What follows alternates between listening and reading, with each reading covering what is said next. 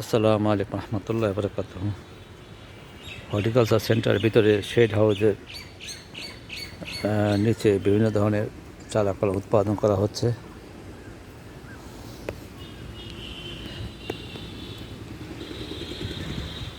আর এখানে বিভিন্ন ধরনের মাতৃ গাছ লাগানো আছে,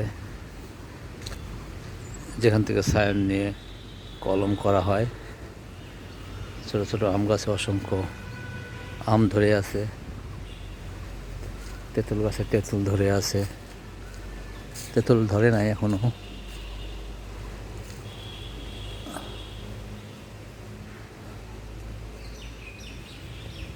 জামুল গাছে অসংখ্য ফুল ফুটে আছে।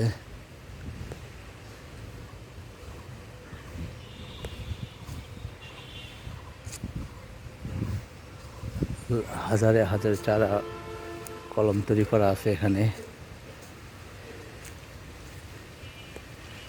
সাথে বিভিন্ন বিরাট বড় নারকেল বাগান, অনেক ফাঁকা ফাঁকা দূরত্ব দিয়ে লাগানো আছে। আর নারকেল বাগানের মাঝেই এই চারা কলমগুলো তৈরি করে রাখা আছে।